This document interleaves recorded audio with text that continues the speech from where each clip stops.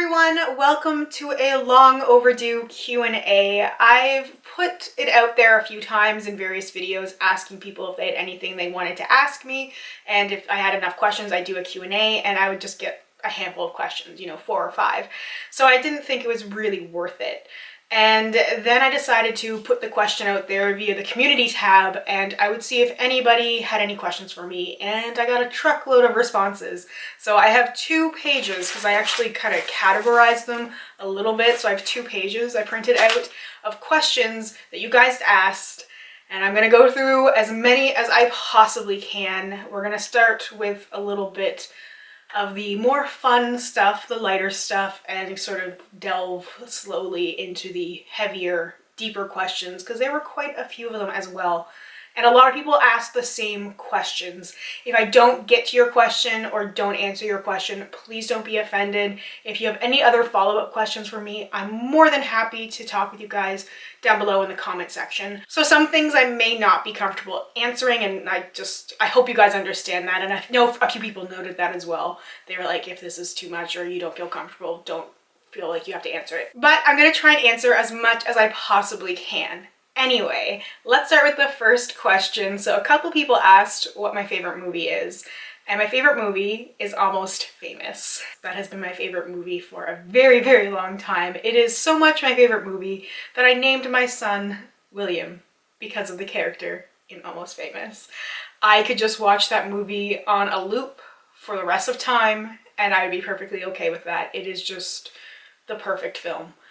My favorite book is The Hours by Michael Cunningham. Highly, highly recommend that book. It is such a beautifully written story. It was also turned into a movie. The movie stars Nicole Kidman, Meryl Streep, and Julianne Moore. Maybe you heard about them. It's a really good film as well, but the book is so much better in my opinion. I've read it so many times. The book is just so beautifully written. I can't possibly do it justice by talking about it. I just highly recommend you go and read it. Katie asked, what's your favorite song right now at the time you're reading this? So my favorite song right now, the time that this is going up, is Sissy That Walk from RuPaul. And it's kind of maybe a strange choice, maybe not. I just find it very empowering and uplifting, and it makes me feel better about myself whenever I listen to it, and I feel a little bit more confident. I like to listen to it before I film. It's kind of made to the top of my pre-filming playlist when I really need to pump up my energy a little bit. That's the song I'll listen to a couple of times on repeat. Noralette101 asked, what's your favorite song from Stevie to get you in a bad bitch mood, and what's your favorite to cry to? So it's hard for me to pick just one. So when I was thinking about it, I thought of a Fleetwood Mac Stevie song and also a Stevie solo song. So to get me in a bad bitch mood, my first thought is Sisters of the Moon, which is a Fleetwood Mac song Stevie wrote for Tusk. There's just that darkness that has that sort of witchy vibe. It does it for me. Also Planets of the Universe, that's a Stevie solo song, but really the demo version where she's just super angry. And then as far as songs to cry to, there's a lot of them really. It all depends on what memories I have tied to them. But for a Fleetwood Mac song, I feel like a lot of people would probably say Landslide, but Goodbye Baby does it for me. I have a really hard time even just thinking about that song without wanting to cry. And then for Stevie's solo, For What It's Worth, which is one of her newer songs. And it's just, as soon as I started listening to that song, the first couple of seconds, the intro music, I just started crying. And as I'm listening to the song, it just touched me on some other level, and it was just, oh, it's such a beautiful song, and the more I listen to it, the more I love it, and I just love to cry to it. It's a song that I will willingly cry to, because it's a good kind of comforting cry, which is kind of weird, but that's what it is. Colleen asked, who are your favorite Canadian YouTubers? Samantha Ravndahl. Is there even another answer? I don't really watch a whole lot of YouTube in general, and I don't really separate people into where they're from. It's more about personality for me, so I don't really notice if people are Canadian or not. I just happen to know that Samantha Ravndahl is Canadian, so she would be my favorite. The Restless One asked, what YouTubers do you trust 100%? So this is kind of a tricky question for me. I don't feel like there's a lot of YouTubers that I trust 100%. Not because they're not trustworthy, but just because we have different tastes. So I really know the things I like and the things I don't like, and there's some stuff that I love that I will hear other YouTubers like just completely tear apart, and I'm like, I really love this. So it's not about not believing that they're telling the truth, but just that I believe something different than them. One that I really do trust, because we are so similar in terms of the way we do our makeup and like the products that we like, is Angelica Nyqvist. I am such a fangirl for her, and sometimes I forget that I also have a channel, and I'll be like commenting these like fangirly comments, and then I'll have other people being like, oh, hi Elle, and I'm like, oh dear. Because I'm just like a fangirl in my heart, in my soul, and I just react first. I'm just like, oh my god, I love you. And it gets kind of awkward sometimes because I feel like I'm invisible and people can't see me, and then people see me and they'll see me on like Samantha's channel and stuff, like telling her how much I love her, and I get kind of embarrassed afterwards. I feel like kind of called out by it. But yes, Angelica is someone who I trust 100% because our makeup philosophies are really in sync. So a couple of other people asked, what are some channels you enjoy watching? So obviously Sam and Angelica. I also really been liking Mariah Leonard lately.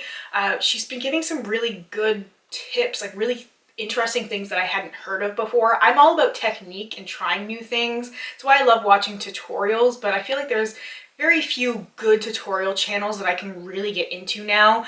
It's hard when like your personality doesn't mesh well with somebody, and that's a problem I have sometimes. I'm too picky. I'm too picky. I also really love Smacy. She is a smaller channel and she's just amazing. I'm going to spoil it now because I'm just so excited and hope she doesn't get mad at me, but we're collabing together and I'm really excited because I also love her. She's someone else that I will like fangirl over. I am such a mess. Perfectly Broken Sammy asked, what are some of your favorite videos to watch? Like, do you prefer empties or first impressions or anything other than makeup related? So as I mentioned just a second ago, I really love tutorials. I love things with techniques and tips and tricks and stuff like that, because that's why I really love YouTube. I love learning new things. Like, there are some people that I watch just because they're entertaining, like Manny MUA and Nikki Tutorials and Jaclyn Hill. And some of them I will watch whatever they do. Like Jaclyn Hill, I'll watch whatever she does. She's someone else who I enjoy watching. She just doesn't upload very often. Hoping she will get around to it. Sam's been uploading more and I've been so excited about it. Anyway, I feel like my awkward fangirl's coming out more and more as I talk. So yes, tutorials I like list videos. I've done a whole video before about like the videos I like watching, videos I don't like watching, but non-makeup related stuff. I like anything to do with Drag Race. Obviously, I will watch like best of moments and like anything that's on like Wow Presents. They have their shows on there, and that's fun to watch. I like little random fact videos and pop culture related videos, things with like trivia and like, did you know this? Did you know that? That's the kind of stuff that I look for when I'm watching YouTube stuff. That's the stuff that's entertaining for me. But in general, I really like makeup stuff, and I like first impressions. I haven't been watching many empties lately. I just haven't been super interested. I haven't been looking to purchase a lot of makeup, and I feel like empties are good for these little mini reviews, and I just don't want to feel like I need stuff that I don't really need. And for some reason, like empties will do that more for me than first impressions, because I'll be like, I use this one time, I've been there. You can love something in the moment and then hate it 2 days later, but with empties you finish the whole thing, so your opinion is pretty concrete. Someone asked, is it difficult to be able to wear colorful makeup / wigs out in public without people looking at you weird? So I don't wear wigs out in public yet. I haven't done that to date. It's something that I've definitely considered doing, but it just really wouldn't work for me at work. It would just be too noticeable. People have seen me so often with my regular normal hair that they would just be like, what is going on here? Now, if I was to go out somewhere, go out, I would definitely do it up with the full wig. I almost did it when I went to see Alyssa Edwards, and I kind of wish I had, because maybe I would have felt a little bit less nervous, but I didn't, and I potentially will maybe even just wear this wig when I see Ben de la Creme in September. And if I really want to go to karaoke and do like the full outfit and the full bold makeup and the big wig, I want to do that. And as far as people looking at me weird or like judging me, I mean, if I'm at a place like karaoke, I don't really care. That's why I don't wear the wigs to work, because I don't want to have to deal with that judgment. I do wear some pretty strange makeup sometimes. I don't go full on. This is a very basic makeup look for me today. This is pretty close to what I would do on the daily, minus the false lashes. I'm panning the ABH Mario palette, so that's what I use most of the time unless I'm trying other stuff. I will incorporate some brighter color sometimes, like some brighter crease shades and other things, but I feel like it's not really a big deal. Even in times when I've gone out with like the full glam Insta stuff, nobody has ever really looked at me weird, except for when I've been in like a Walmart or Costco or something. Like I'll get people being like, where does she think she's going? But it doesn't really bother me because I chose to go there like that. So I'm comfortable with it. And when I have like a full face on, even from just running to a drugstore or running some errands, I'm perfectly comfortable with it. I've always worn some kind of like weird clothing and makeup and stuff, so it doesn't really bother me as long as people aren't nasty about it. Like people can look all they want as long as they're not like making fun of me. That's when I would be unhappy about it. Catherine asked, how did you get into makeup and wigs? So I've been into makeup for a very, very long time. I've always really loved makeup. I've been reading those like teen magazines. I used to read, I think it was just called Teen, and like 17 and Cosmo Girl when that was a thing, Teen Vogue. I used to read all those things. I love the makeup section. I always had this love for makeup that I saw in magazines, because that was the thing back when I was growing up. I remember pretending to be cover girls with my best friend when we were in the 3rd grade, and like the Spice Girls were all the rage. We pretended to be cover girls, and I was just really into makeup for a long time. And then I started to get like play makeup, like those really cheap sets that you could get at the drugstore, like you know, like the $20 sets that contained everything, eyeshadow and lipstick and mascara and the whole 9 yards. I started playing around with some of the stuff like that, and then I started to do things that I was comfortable with. I was doing like the rim of black eyeliner. I used to experiment a lot with makeup when I was in high school as a way to express myself. Full face of glitter, nothing but glitter. This is like a very typical look for me for most of university. This is just my like current version of it. I would just like slap on some gold eyeshadow, some mascara and pink lipstick and be good to go. Funny how things change. So I've just really always loved makeup, and it's just sort of grown and grown. Like once Sephora opened here in 2011, that was it for me. I was done. And even doing YouTube changed a lot for me, and I really have grown so much with my love for makeup. It's insane. I love it so much. As far as wigs go, I bought my first wig when I was, I think, 12. It was a long Cher wig. Yes, I had that long blackish Cher wig, so I could just do like the hair tosses. My God, I wish I still had that wig. It was really like a cheap Halloween wig, but it made me so happy. I have used wigs and stuff for theater, and so I am really glad I was able to start incorporating wigs more. So it's a question I get asked all the time, like, what's up with the wigs now? Why do you wear wigs so often? Can you stop wearing wigs? You know, what's the whole story there? So I've talked about it a few times, but I will go through my entire story over the last year again, just because it gets asked so often. So about a year ago, I was contacted by Eva Hair, and they asked if I would like a wig in exchange for a video review, and I thought, yeah, sure, that'd be fun. I asked for a shorter blonde wig. It's the one I wore pretty recently, and my thought was, looking at the picture online, that it was going to be a little bit longer, and I thought I could do more of a Stevie kind of look with the wig. That was my intention.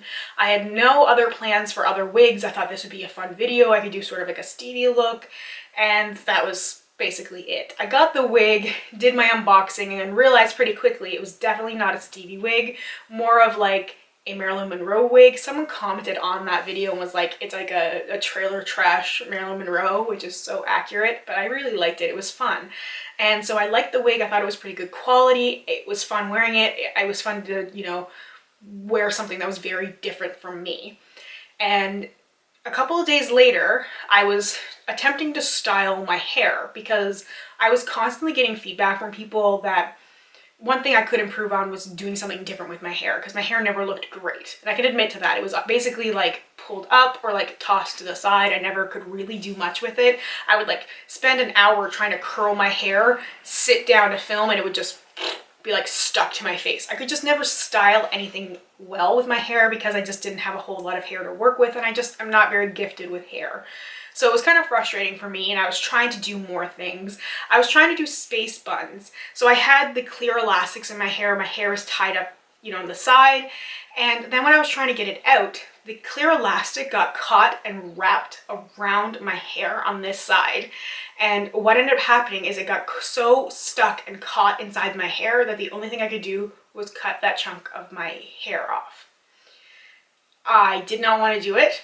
But I had no choice because I just had this matted ball of hair on this side because I could not get this elastic out, and I had tried every single possible thing under the sun. So once I had cut that chunk out of my hair, it meant that I could no longer wear my hair down. I could no longer wear it tossed over my shoulder. I couldn't do a whole lot with it. My options were going to be to put it up in a ponytail and hide it, or cut my hair super short. And I mean basically cut it completely all off. Like I almost would have had just like a buzz cut because the hair was so short on that side, and I just did not want to do that. I don't have anything against short hair, but for me, I've had short hair once. I don't feel super comfortable and confident when I have very short hair, and I already struggle with stuff like that. So I knew I'd be very uncomfortable having such short hair. So I decided to go with the hide it thing. And I was looking into hair extensions. I was looking into something I could do to fake it. And I ended up settling on a wig. And the wig I settled on is this wig. So this is the wig that I decided to buy because it's actually the exact same color as my natural hair. So I don't have to do this, but this is my natural hair. I'm gonna show you guys. So this is what happened. It's grown out. Obviously it's been a year. So this is my hair right now. It's still quite a bit shorter than the rest of my hair, and I've cut some of it just myself. Just trying to keep like the split ends and stuff in check. But this is the issue I'm dealing with right now. It's almost at a length I'm comfortable at, so I can kind of get it cut professionally, and that'll be that. It'll probably end up being like a year to the day until my hair has grown out enough, but you can imagine that this chunk was cut pretty short, and I was very uncomfortable about it. And as you can tell, I don't have a lot of hair, and it just would make me kind of uncomfortable, whereas the wig I felt like made me feel more confident. It's the way that I really wish my hair looked. Like I like shorter hair, but I like the longer hair, and it was the same color, and I really liked it. And so I was incorporating it, you know, with my natural hair, trying to style it in different ways. I was using the headbands, which I love so much. I know a lot of people don't like them, but I just feel like they're really representative of my style because I'm definitely like a throwback, you know, 60s, 70s kind of person. And I know that, and that is who I am, and I'm proud of it. And the wigs just helped me feel more comfortable with myself. And as time went on, I got offered a couple of more wigs from companies, which I did take, and I've talked about all of them. You would have seen them in various like get ready with me's or whatever videos I did using them, and I've bought quite a few myself. So like that brown one I bought myself. I have a black wig with, actually I have two black wigs with bangs. One's curly and one's straight. I bought both those. I bought my big pink wig. I bought the long blonde one. Eva Hair is my favorite place to buy from. I bought the brown wavy wig, obviously, and then the black straight one with the bangs and the long blonde one. And I was just on there the other day looking to see if I was going to buy a couple more because they're just fun. I can pick a wig to go with the makeup I'm doing. It's a whole look thing, and it also works with like the video I'm doing. I kind of like try and choose things, and I have different like wig personalities. They're all me, but sometimes I just need like a little bit bigger hair. Sometimes things just work a little bit differently, and I just genuinely really like wearing them. I also had an issue recently that made me really uncomfortable, and that was a big flare-up on my scalp of psoriasis. So I have psoriasis all around the back here, on the back of my neck, like on the back of this ear, so both my ears all the way around. I have it on my forehead, which you'll see sometimes when I'm doing a get ready with me, when I'm barefaced. And every now and then I get a really bad flare up on my scalp area. and this one was particularly bad. And it's not something that you would really notice unless you're really looking at the person for a while, and then you can kind of see like the flakes there, and it would be really itchy, so I would want to scratch it, which would disturb the flakes, which then ends up looking like you have like a just scalp full of dandruff. And it gets really embarrassing because a lot of people don't stop to think, oh, maybe there's something wrong there, maybe there's an issue. People kind of go right to like, it's dandruff, you're dirty, you're gross.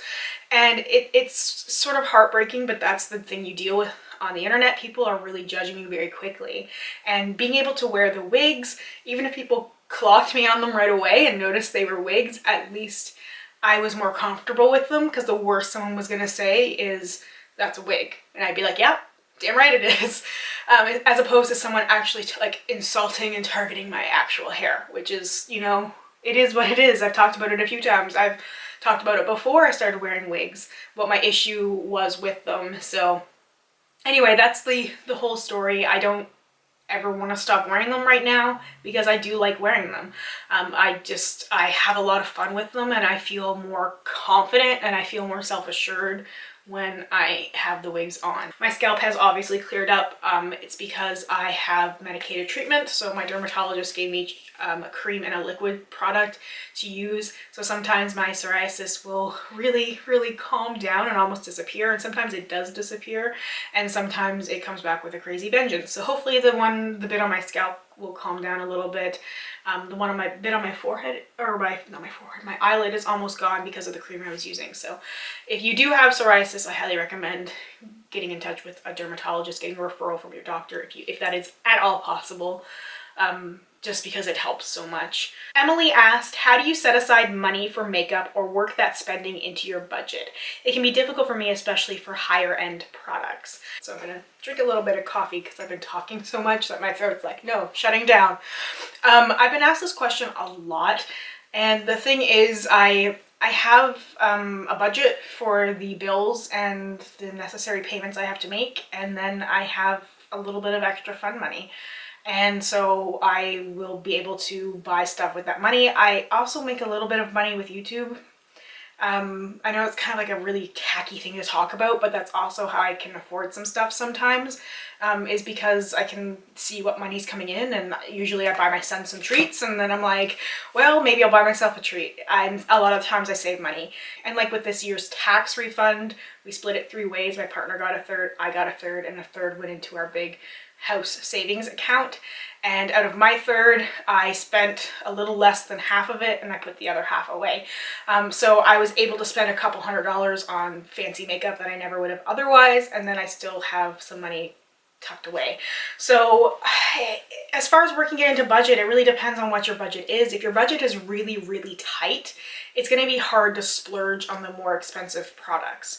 And there's no real solution or answer I can give to that. It just really depends on what your situation is.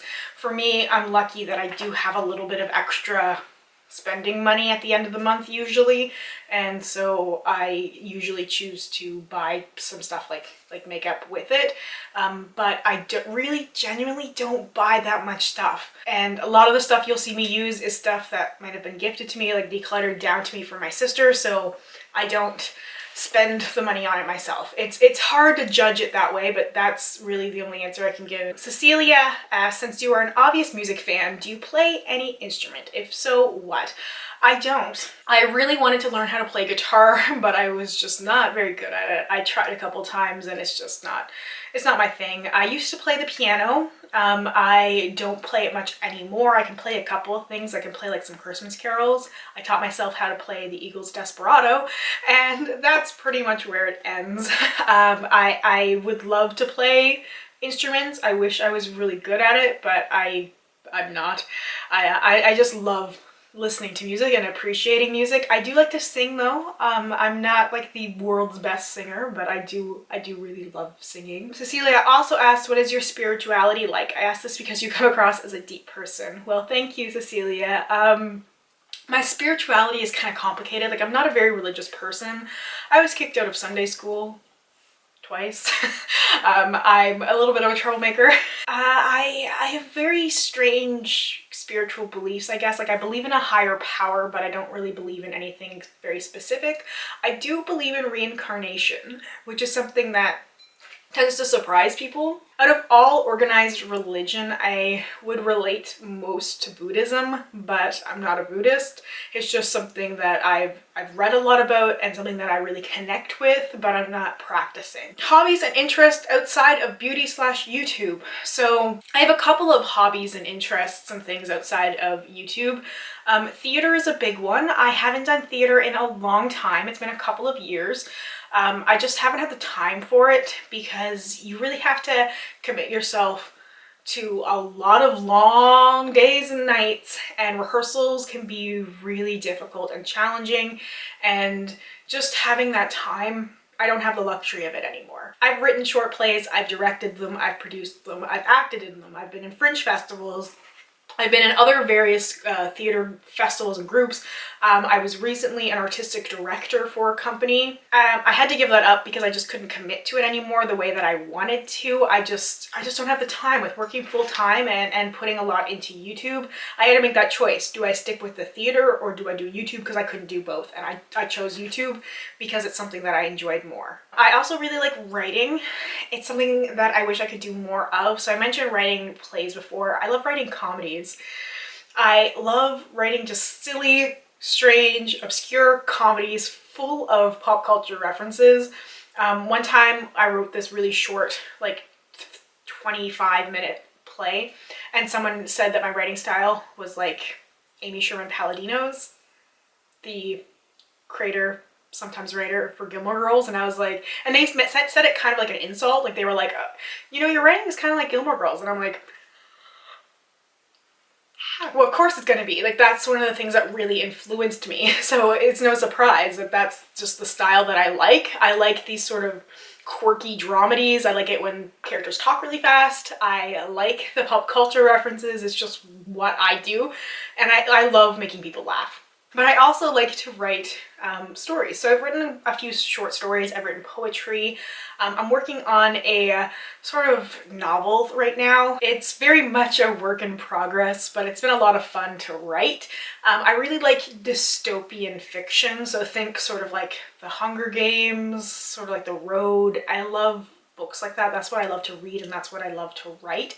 And so I've been working on this story that came to me from a dream, and it just stuck with me. Like, these characters stuck with me, and so I've been sort of fleshing it out slowly, and it's just for me. I would love to be published someday, but I don't ever think it's gonna happen. It's just something that I enjoy doing. I enjoy writing. I love coming up with characters. I love coming up with worlds. Like, that's one of my favorite things, is just coming up with characters and personality traits and just fully fleshing them out. It's something that I really enjoy.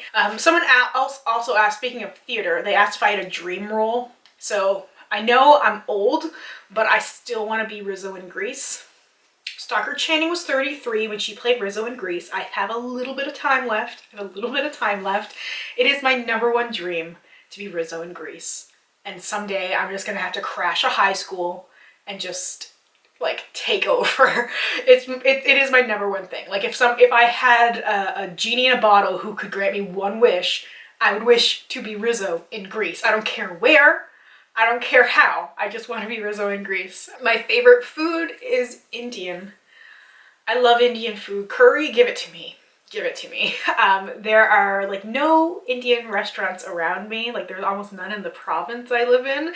Anytime I travel, which is very rarely, but anytime I go anywhere, I'm like, I hope you love Indian food because that's where we're gonna be eating for as long as we're here. Hands down favorite. I make my own. I'm vegetarian, so I make tofu butter chicken. It's the best. It is the best. Me Melody asked, if you had to move anywhere else in the world, where would it be? So, anywhere else in the world, it would be California. And this is funny because Michelle also asked, if you ever made it big on YouTube, would you leave Canada and move to California? That's like the one thing that I'm always like, man, it would be so nice to make it big on YouTube so I could move to California, because that is the place I want to live. Like, I really want to live in and around Los Angeles because it has all the things that I love.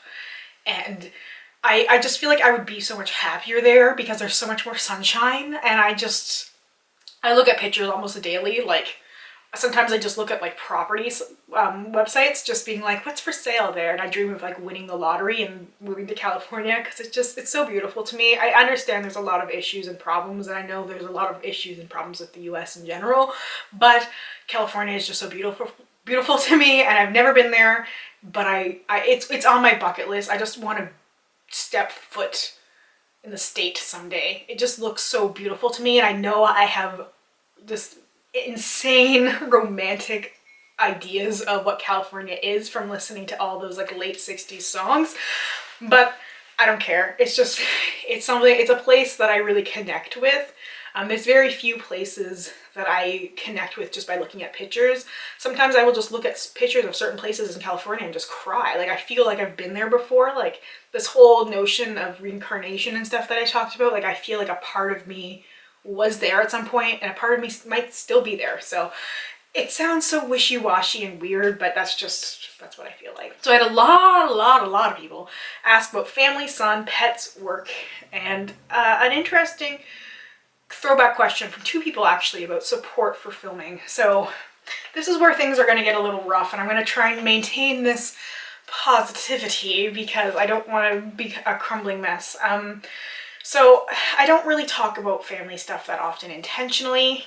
There's certain stuff that I just want to kind of keep off of YouTube and not talk about. My son is amazing. He's almost 3. He'll be 3 in September. He loves garbage trucks. He loves garbage cans. He loves gum, and he loves rabbits. He is hilarious. He has just the funniest, sunniest personality and the best laugh, and he wants to pick up my makeup sometimes, so I will be doing that. For pets, I have 2 cats. You guys have seen Cashmere. I wish she was around. I think she's sleeping somewhere because it's all quiet. I've been listening for her. It's all quiet. She's my new baby. I love her. And then there's another cat named Nina, and she is a little bit evil. she's pretty sweet, but she's very skittish, and she does not like me very much. She's 100% my partner's cat, and she will sometimes snuggle with me at nighttime. Sometimes. Like if I fall asleep on the couch, she'll curl in with me, but anywhere else she like doesn't want anything to do with me. But then like when she wants attention, she wants it. She'll like climb up my face and like paw me and like headbutt and stuff. But then every other time she just completely ignores me. When it comes to support for filming, I really have none. It's hard to talk about, but I really don't. A lot of people just kind of think it's silly and stupid and a waste of time. I don't have the support for the filming that I wish I had. I don't think like I need to have all the time in the world for it. I just would like to have a little bit more support and more encouragement. I don't. My father will ask from time to time when I see him how things are going, and he'll be really like happy for me. Like the other day he was asking how things are going. He's like, so you have any new people watching you? Like, how many subscribers do you have now? And I'll tell him, and he's like, what, really? He'll be so proud of it. So it's really sweet. Most people, when I tell them about YouTube, it's like, oh, and then they expect you to have like a lot of views and a lot of subscribers, and when you tell them a number, you can see like that's it. But people don't realize how hard it is until they start doing it. And I've had some people, some friends and people in my life say stuff like, oh gee, if you have that many people watch you, imagine how many people would watch me. And then they try doing it, and then they have like 3 views on their video, and they're like, what happened? I don't understand. It's like, because it takes work. I work on this. This isn't just something I slap together. This is a lot of work and a lot of time and a lot of effort, and something I've been doing for a long time. And people don't really like to hear that. And anyway, Mackenzie asked, I was wondering how you deal with feelings of lack of energy to commit to things or negative self-talk. Even if you don't have the answer to your own problems, I still want to know your mindset on it. This is obviously going to be a very tough topic to talk about. It's why I saved it for the end. I really don't have the answer. Sometimes I just tell myself to try, and it's like, you don't have to do it. You don't have to like film. You don't have to upload if you don't like what you do. You can just do it. And that kind of helps me a little bit to know the pressure isn't really on me.